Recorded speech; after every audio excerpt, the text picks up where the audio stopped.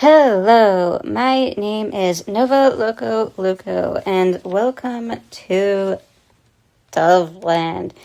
And today we are visiting Fortnite Island once again. And today we're playing more zero build ranked battle royale. And I hope you guys enjoy your stay here. And we are still playing ranked hide and seek, because that is something we can all get behind. Or at least I can get behind playing ranked hide and seek. I generally do like playing ranked hide and seek. I think it's very fun to play the game like this.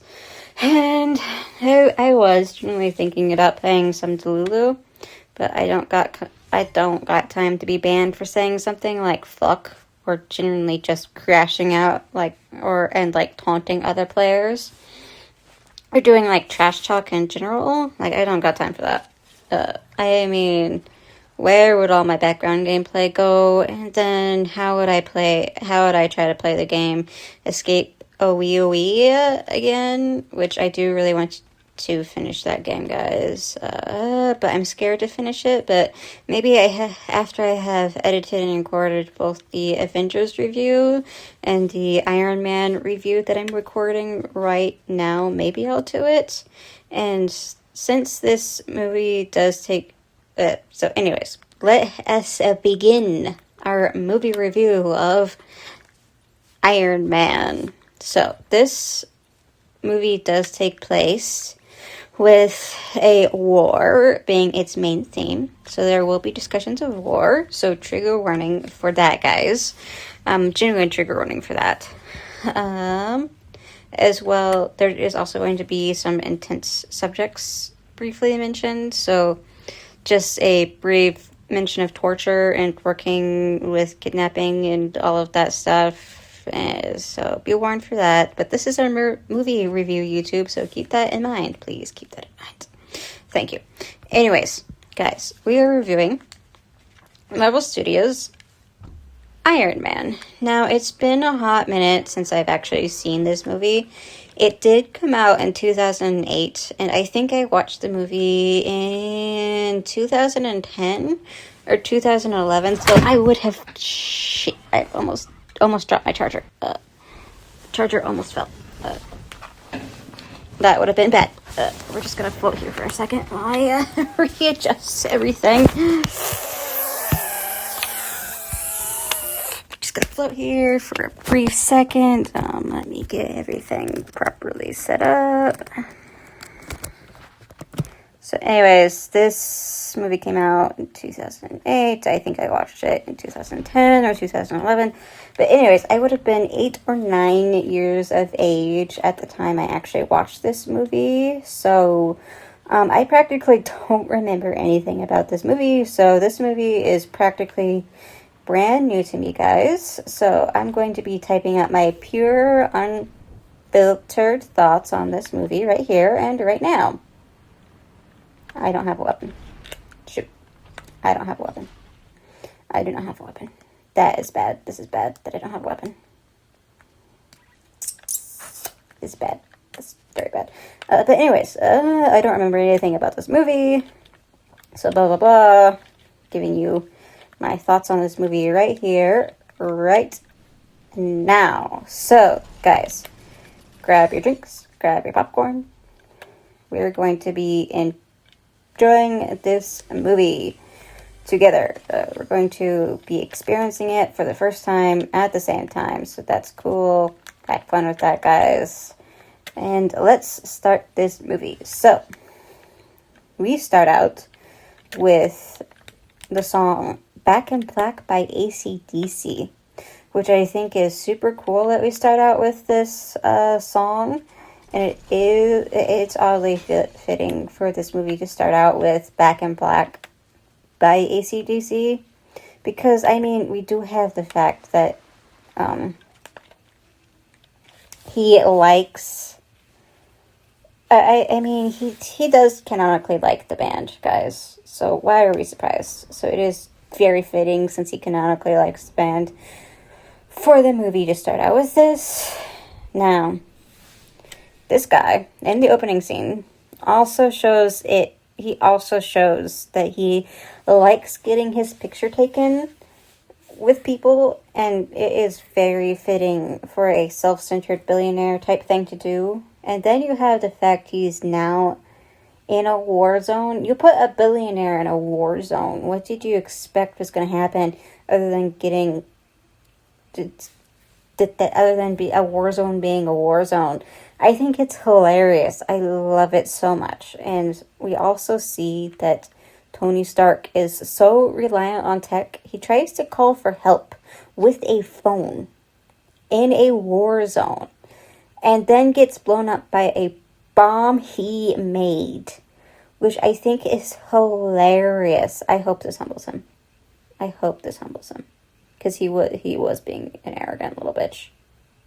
But anyways, I legit forget that Tony Stark was in fact a weapons maker at one point, and that his father was technically a weapons dealer as well. And after that, it goes back in time to before he got stuck in this war zone. And there is a scene in this movie to where he's in a casino. And apparently Tony Stark was a gambler too. So not only was he a weapons maker, but a gambler too. Like, what the actual heck? Like, what the heck is this? Who the heck is this man? This is not the Tony Stark I fell in love with. I fell in love with him truly after, like, the Avengers, to be fair. But anyhow, not only that, but directly after this scene, he sees a reporter. And this reporter calls him the nickname of the Merchant of Death, which I didn't remember he had that nickname. That is actually kind of a banger nickname for him. I wish they kept that nickname for Tony Stark, the Merchant of Death. Like, that is actually a cool nickname. I would call that to Tony teasingly, the Merchant of Death. But anyways, he also drops in this scene, he drops the banger of the line, "Peace means having a bigger stick than the other guy," which apparently was the philosophy of his father. Which I feel like the real world has kind of adopted this philosophy in a way, like the real world copied art in this manner, specifically in the country in which I live in, which unfortunately happens to be the United States. I'm kidding, United States. I am kidding, America. I love you. That was a joke, America. That was a joke. Please do not come for me, Mr. FBI agent that is watching me. Please do not come for me. Please. That was a joke. Patriotism. Yeah, let's go. Let's see. What can I make for that? Locker, emotes, boop. I feel like there's an emote, specifically for this. Yeah, for America, let's go. Salute to America. See, America, I'm saluting you with my OXR flag. Ignore the fact that it's an OXR flag, America. That is your flag. Put that into your flag. Imagine it's your flag. Anyways, blah, blah, blah. Patriotism, yeah, yay, let's go, patriotism. Anyways, moving on from that, Pepper, honestly, after he sleeps with this reporter, Pepper is so salty towards that reporter. And I mean, that's fair. It is kind of valid that she is salty towards, this reporter in specific, because there is, like, a subtle flirtation between the two, and I'm like, how the heck did Tony not see that the beautiful woman that is Pepper Potts is standing right in front of him, was not flirting with him and didn't like him at all? Like, how did he not see that? I mean, honestly, it's so valid that she was flirting with him in the first place, because he is a very handsome man, so it's very valid that you would want to flirt with him. Also, not only that, he has so much charisma in these scenes. Like, even if he may be a player and a little bit of a fuckboy and an asshole, you really can't be mad at him.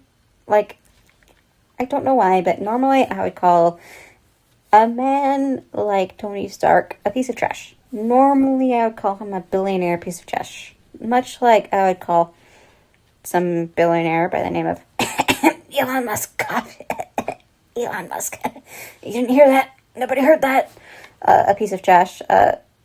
I cannot find it within my heart to call Tony Stark a piece of trash. I don't know why, but maybe it's because I've seen his character growth later in the movies. I just can't bear to dislike him even just a little bit, even if he is fully an asshole in this movie. Even if there is that.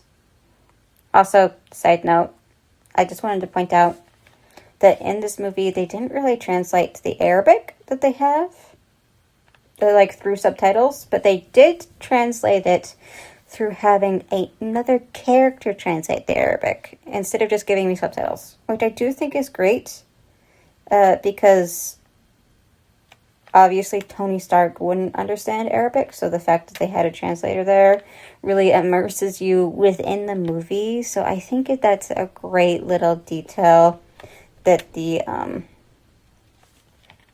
directors put there. Like, if Tony Stark can't understand the Arabic, neither can we. So I think that is a genuine great plot point that they put in the movie. Anyways, moving on. We see in this movie that he gets treated like an actual war prisoner and waterboarded. So that's fun. We love that.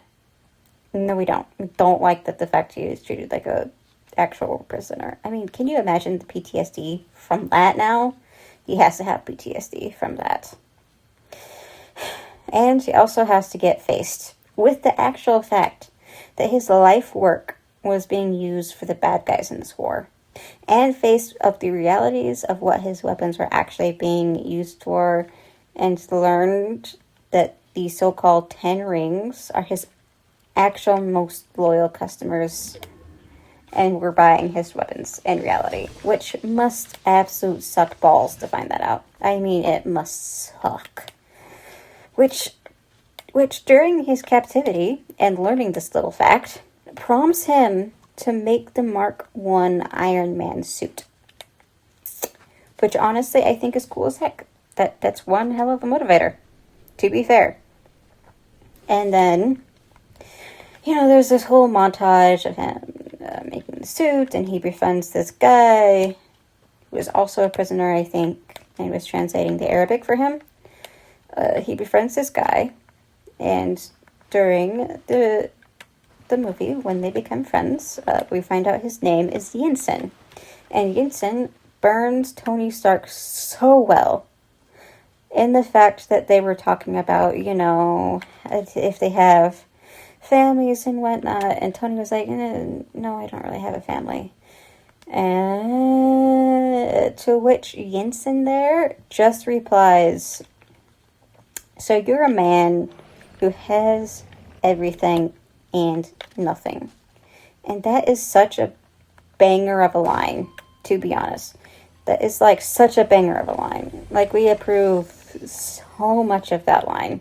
Like, genuinely, we approve so much of it because it is hilarious. It is genuinely hilarious that they put that line in there. Like, and also, trigger warning here. Brief trigger warning. There is a brief mention of burning mentioned. So, as I'm watching this movie, and after Jensen kind of just burns, does a stick burn to Tony Stark's soul, Jensen, like the bad guys, the 10 Rings bad guy leader, comes up and tries to burn through the skull of Jensen, which Tony Stark prevents, which is good on Tony Stark, so he prevents the burning from happening. But while I was watching Jensen almost getting burned through the skull with like a hot metal circular thing, I am wondering why my parents ever allowed me to watch this movie in the first place. Like, I'm genuinely wondering why they allowed me to watch this movie. Like, genuinely, I am wondering why they allowed me to watch this movie. Genuinely. As a kid.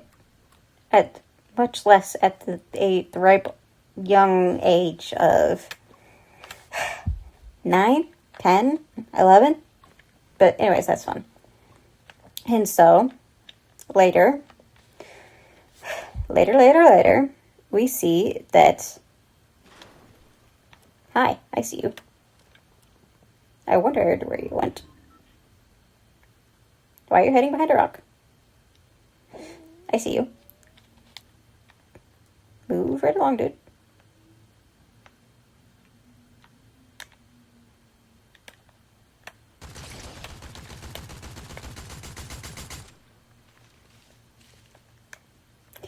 I don't know why I tried to engage with you. I really don't know why I tried to engage with you. That was a mistake. But that was fun. Anyways, moving on, we see that Tony Stark has now built the Mark 1 Iron Man suit. And honestly, the Mark 1 Iron Man suit is very clunky. Like, very, very clunky. And as I'm seeing him in the suit, it makes Tony Stark look tiny in it. Not only that, but as they're escaping, I'm really enjoying the fact that, I'm really appreciating the fact that the subtitles aren't here. Because, for the different languages, because it makes the movie so much less busy, and I think I would get distracted trying to read the subtitles. If they had subtitles in there, I would genuinely get distracted trying to read the subtitles. So, you know what? And also trying to guess what they're saying makes the movie so much more fun. It genuinely makes the movie so much more fun. Trying to guess what the heck the people in this movie are trying to say. It just makes it more fun, to be honest. Which is great.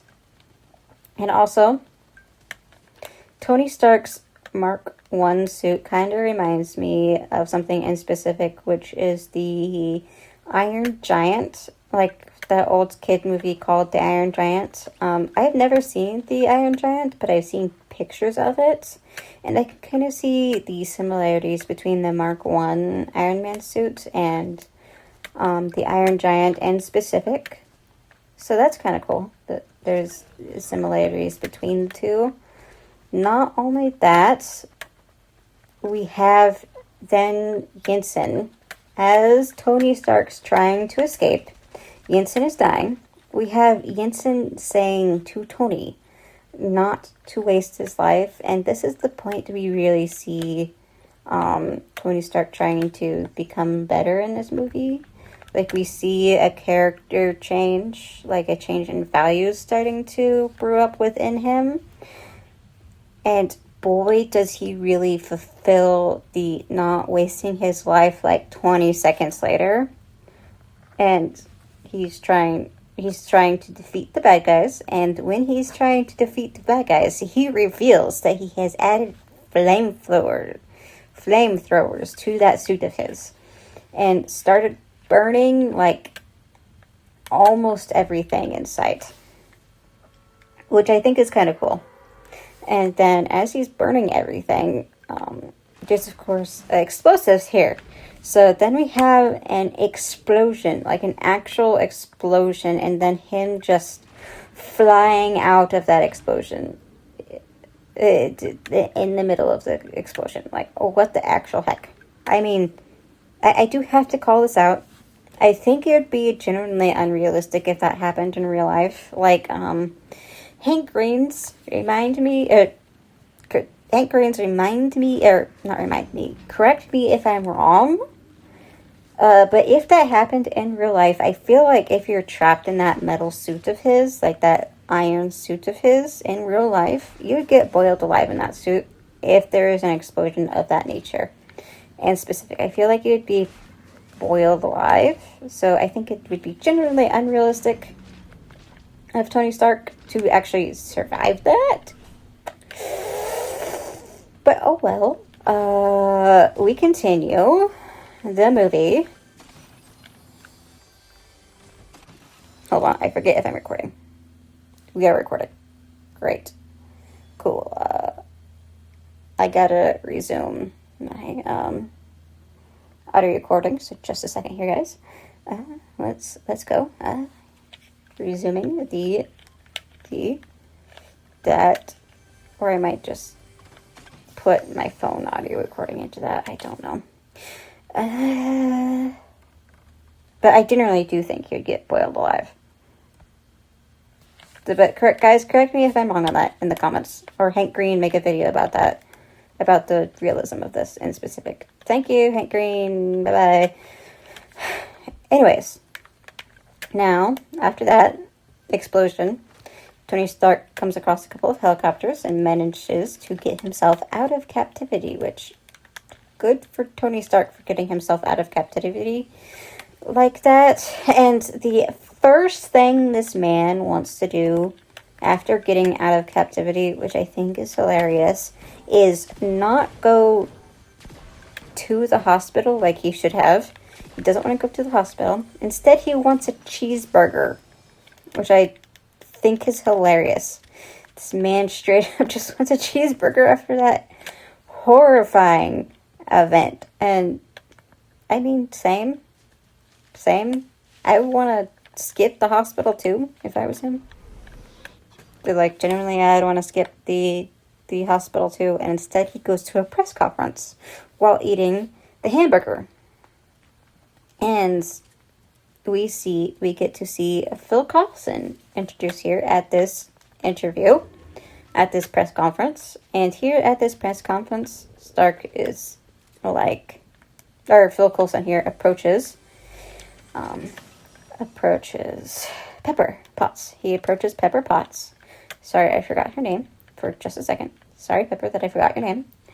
But he approaches Pepper Potts to make like an appointment to debrief Tony Stark, which is understandable that he would want to debrief Tony Stark after what happened.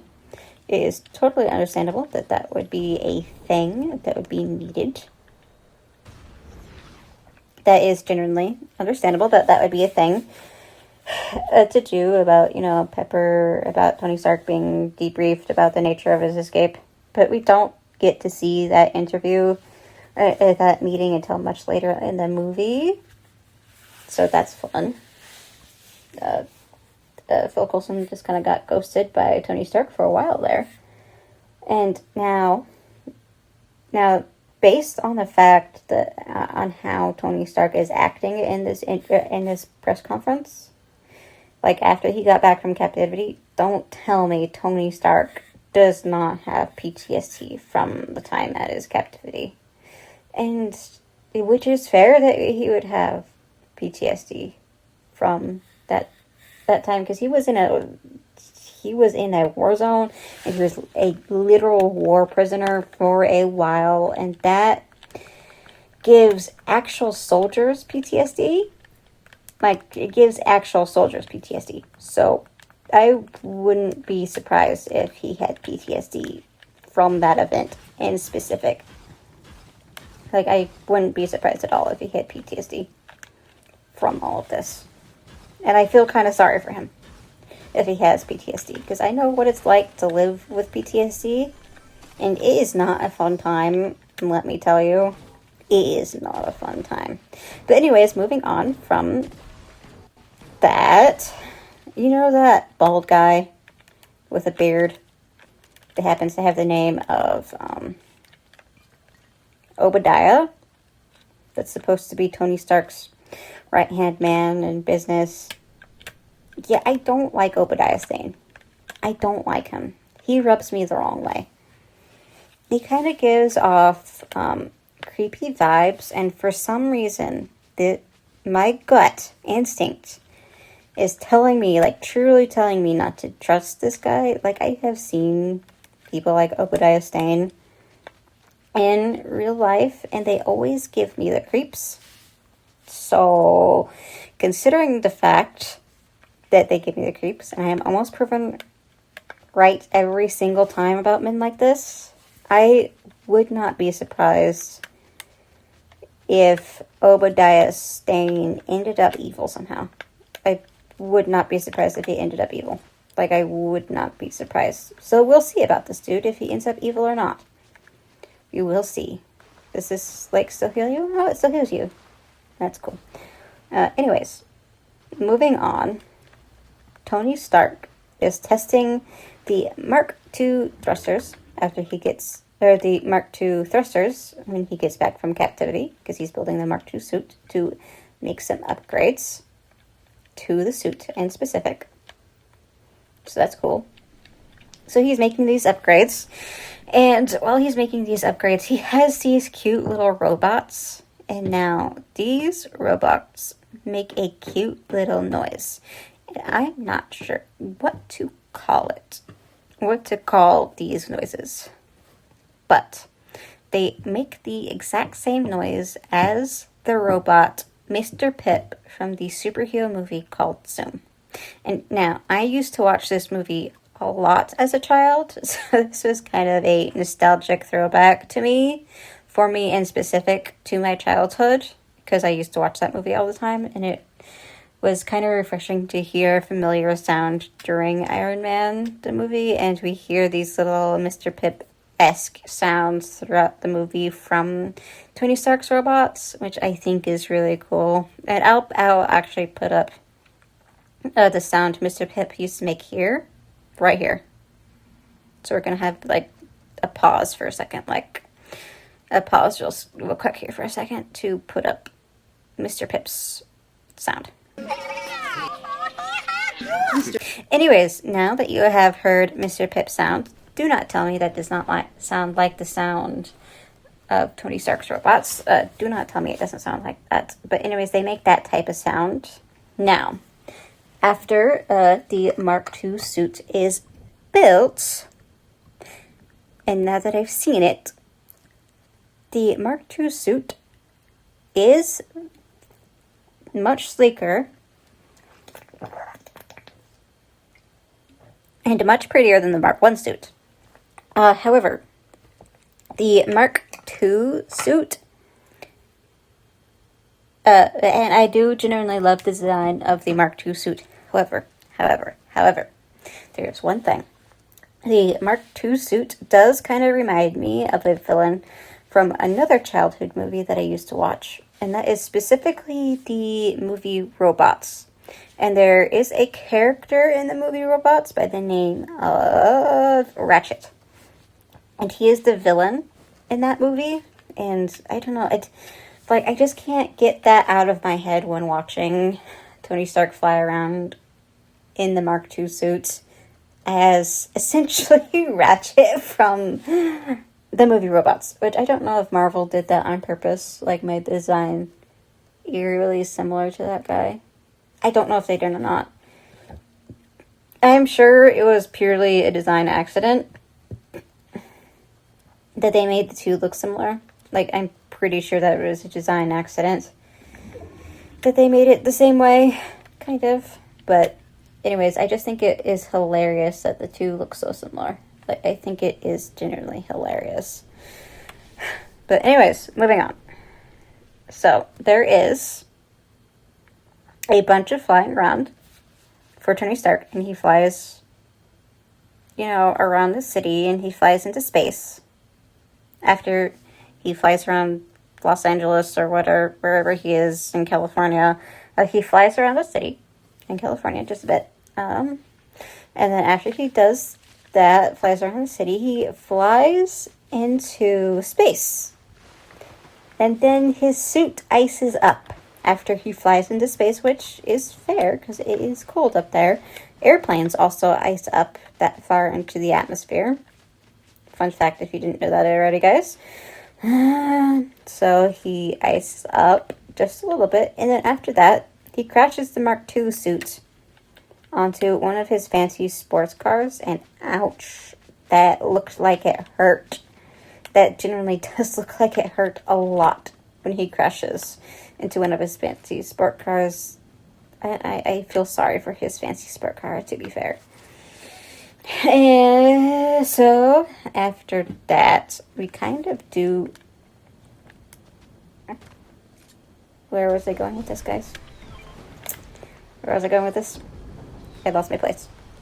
Hold on a second. Let me think. Okay, so after this, after he crashes into the arc reactor, or into the, Somebody was flying. Shoot.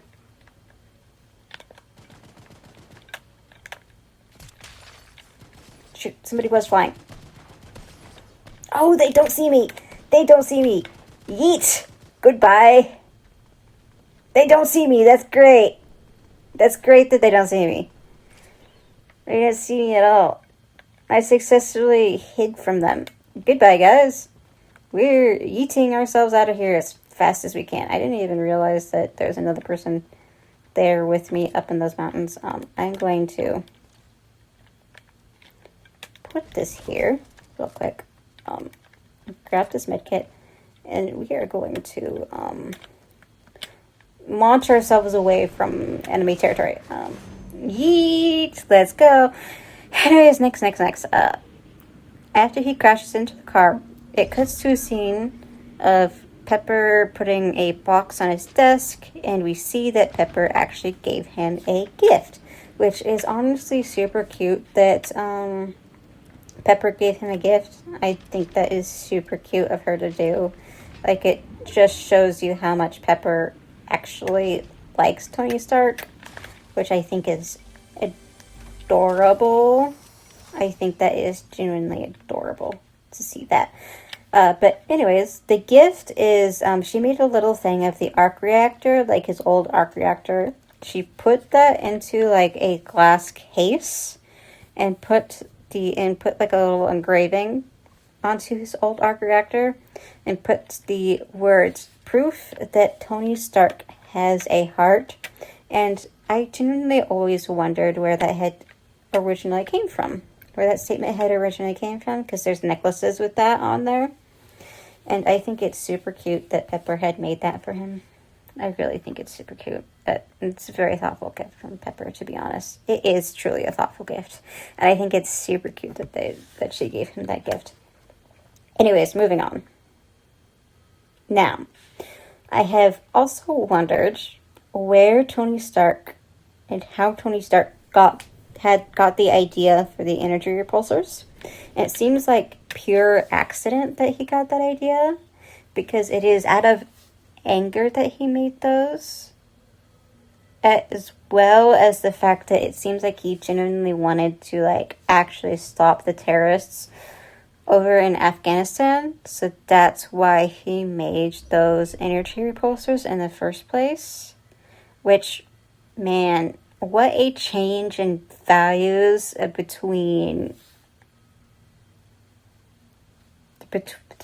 what a change in values, like between the time he got captured and the time he makes the Mark II suit and the Mark III suit. Because that was a change within at least 5 months to at most a year. And it is very difficult. I've seen people try to make that change in values before, and it's very difficult to make that type of change in values in such a short time. Like, it is genuinely hard to change yourself that drastically, but I feel like it is, I mean, props to him for wanting to make the world an actual better place and to stop making weapons and instead actually change the world through not weapons and not war, but through peace. And through other means that is not war. So I think that is very admirable for Tony Stark to make that change. I do think it is very admirable for him to genuinely want to make that change. And not only that, but then after he kind of kicks the people's asses over in Afghanistan, like the Ten Rings people, after he kicks their asses, and rightfully so, he should kick their asses. After he does that, Iron Man gets chased by some military planes, which honestly I think it is very believable that he would get chased by two military planes. That is a very believable thing that the military would do. So, props for making that believable. Like a believable thing that the military would do. Specifically the American military. But we're going to ignore that. We don't particularly like people flying around in no-fly zones. So that is a thing. So hats off to So, Super Soldier rank A? This is, I'm talking about Marvel. Super Soldier rank A. Cool. Anyways, moving on. It is very believable that the American military would do that. It is believable. Like, I'm not surprised that he got chased by 2 military planes, considering the fact he was in a no-fly zone to begin with. So that is a believable thing that would happen in real life if this was a real-life event that happened. So that, in and of itself, is believable. So that's cool. Now, next. Now, you know how I mentioned I didn't trust Obadiah? You know how I mentioned that earlier in the video? You know how I mentioned I didn't like that man? Well, there was good reason for that. Because now, in this movie, we see Obadiah meeting with the leader of the Ten Rings. And I am really not surprised that he was meeting with the Ten Rings leader. And I really knew I shouldn't have trusted him. I really shouldn't have trusted that guy. He gave me the creeps in the first place. So the fact that he is working with the terrorists in the first place just makes him even worse as a character. And sets him up perfectly as the true villain in this movie, and the one pulling the strings kind of behind the scenes for the Ten Rings, or at least he's the one that supplies them the weapons, which I think is morally wrong that he was doing that, kind of like double dipping and giving weapons towards the American military and the Ten Rings, which I feel like generally you shouldn't double dip like that. Generally, you shouldn't do war profiteering. There's a reason that's a war crime. There's a reason why that's a war crime. So, boo, boo, bad on him. Bad on him for committing an actual war crime. So there is that. There is the fact he was committing an actual war crime. So, boo, boo-hoo, boo-hoo for that. And not long after we see him meeting with the Ten Rings leaders, Pepper and Tony are talking. And Pepper mentions that if Tony goes up against the bad guys and tries to make the world a better place through the means that he's doing, he's going to die if he proceeds with this, because it is dangerous. And I mean, valid for Pepper for being so concerned, because it is dangerous for him to go up against Obadiah Stane in specific. But Tony happens to respond with the most relatable line I have heard from Tony Stark ever. And that is, Tony Stark shouldn't be alive. He genuinely believes that he shouldn't be alive. And I mean, I feel so bad for that guy. I genuinely feel so bad for him. I mean, I felt that line in my soul. I genuinely felt that line in my soul. Like, he literally says, I shouldn't be alive unless it was for a reason. And I felt that in my soul. I felt that so much in my soul. Like, as someone who hasn't found their purpose for being alive yet, I felt that in my soul. I genuinely felt that in my soul so much. Like, I truly did. But fortunately, Tony has found his reason to be alive, and it's to make the world a better place through the money he has, and through being Iron Man. And I think that is such a huge character development, considering how much of a playboy he was in the beginning of this movie. So there's that. I really truly did feel that in my soul. So respect to Tony. Major respect to Tony in that.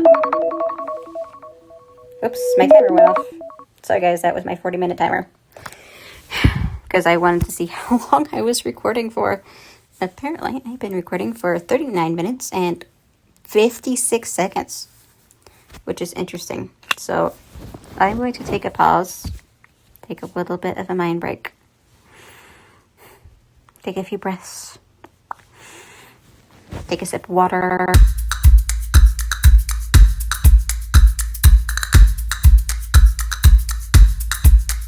Like, I wanted to make sure I took a break after 40 minutes of recording, just because I feel like that's necessary. Take a little bit of a break after 40 minutes. Breathing in, breathing out, breathing. Anyways, we have taken our break now. Moving on. So, after that conversation with Tony Stark, there's a conversation between Obadiah and Pepper.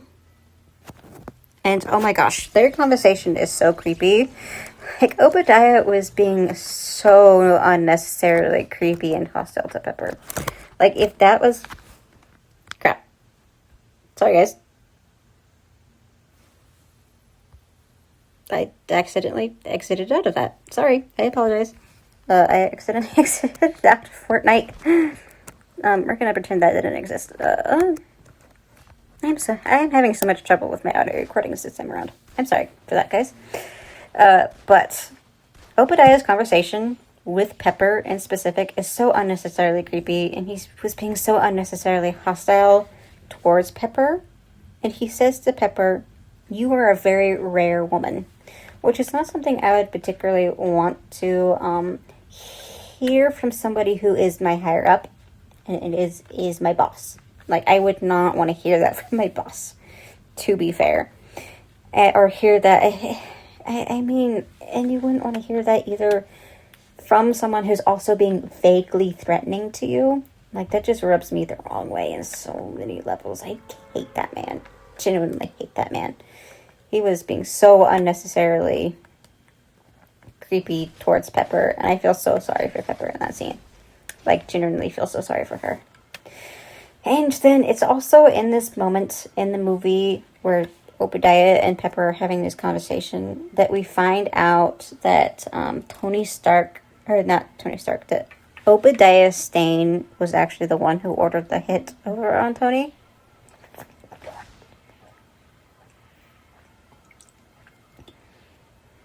Which I think was very rude for him to order the hit on Tony Stark to begin with. Like, I do think it's very rude that Tony Stark ordered the hits on him by someone who he trusted and valued as a second in command. Like, dude, that's gotta hurt to have someone who's your second in command order a hit on you just so they can take over your company. Like, I think that was very rude that he did that. And it was a very cruel thing for Obadiah Stane to do in the first place.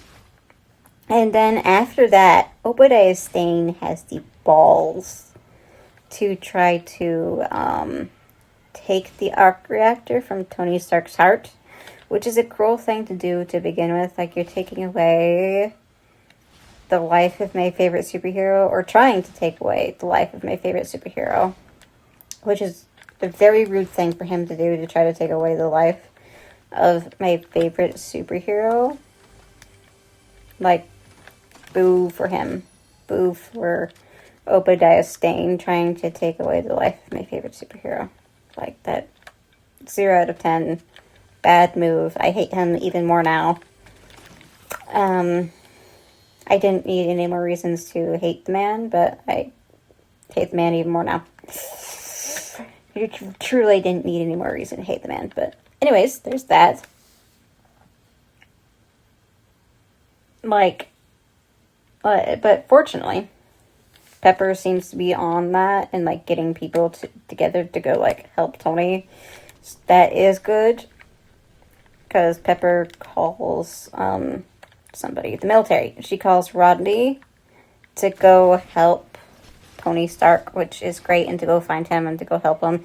And she got Phil Coulson on everything and helping Phil Coulson to understand that Obadiah Stane was the bad guy. So that is great that she got all of that together. And I really truly hope that somebody does find Tony Stark, hopefully Pepper, before I have, like, a heart attack in this movie, because I truly want Tony Stark to be alive. But in the meantime, before anybody finds that man of Tony Stark, and before either Rodney or Pepper can find him, Tony manages to get himself all the way to the gift Pepper made for him down in his lab, down in his basement lab thing. He manages to get himself all the way to that arc reactor that she had made for him with the words engraved on it of proof that Tony Stark has a heart. So he manages to get all the way to that and manages to put it inside of his heart. So thankfully he does not die, and it keeps the shrapnel from killing him. So that is great that he manages to not die. Thankfully he manages to not die. And not long after that, Rodney manages to find him laying on the ground, on the floor in specific, to make sure he's alright, which he's fine. Thankfully, Tony Stark is fine, and I am genuinely happy that Tony Stark is fine. I was very happy to see that he was fine. But anyways, after Tony Stark narrowly evades death, like very narrowly evades death, we have Pepper wandering around Obadiah Stane's workshop with Phil Coulson in specific. And I kind of have a bad feeling about this, guys. Like, I genuinely do have a bad feeling about Pepper just wandering around Obadiah Stane's workshop, because I feel like danger is looming. I do feel like danger is looming, not only in this game, but in the show as well, and the movie as well. I do feel like danger is looming. And I was right to have a bad feeling about this. I was very right. Because Obadiah starts to come out in that monster truck of a suit. And he does so very creepily. Like, his eyes are glowing in the dark, and then he kind of bursts out, which is a very creepy villain type move. And I don't like that. But he comes out in that monster truck of the suit, and then right as he's about to kill Pepper with a machine gun, Tony shows up and knocks him out, or knocks him over, so he doesn't kill Pepper, which I am thankful that he doesn't kill Pepper. But dear God, it's in that moment that I truly realize how big of a suit he made Tony Stark's M1 suit, because he upgraded it just a little bit, because of course he's a arrogant little bitch. Anyways, he upgrades that suit to be like Hulk size. Like, that suit truly is Hulk size. Like, man. And he can even kind of scream like the Hulk while he's in that suit, which makes sense considering how big the suit is. But dear God, they didn't have to give Tony Stark like a Hulk size suit to contend with. They truly didn't have to make it that big. But I'm not surprised, because Obadiah Stane is a tall man, so I'm not surprised he made that suit so big. So it makes sense that he did make it big in the first place, but dear God, I would be scared to death if I saw that suit flying towards me. And, you know, during this scene, when Tony Stark is kind of fighting Obadiah Stane, I mean, Obadiah Stane's crash out is valid, but he truly is going about it in, like, the wrong way. In the fact that Obadiah is trying to eliminate Tony Stark. And it's during this time of Obadiah trying to eliminate Tony Stark that Tony Stark pulls off a banger of a move and starts flying into the atmosphere to ice up Obadiah's suit. Because Obadiah apparently had not figured out the icing problem yet.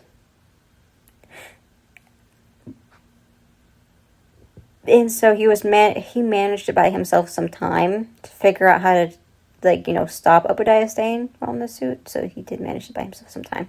So I do appreciate that. And I think he did genuinely think that this worked for half a second. But it didn't truly work. Because Obadiah Stane was still Obadiah Staning and being a villain and all that fun stuff. And so, after they fall from the atmosphere in this fight, Tony manages to come up with a plan to blow up the arc reactor.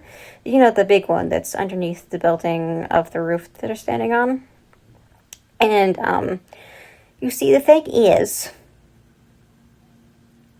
when the arc reactor would explode, it would fry every electronic thing that is on top of the roof, which is the point. In order to defeat Obadiah Stane, this has to be a thing, because it's going to disable his suit, right?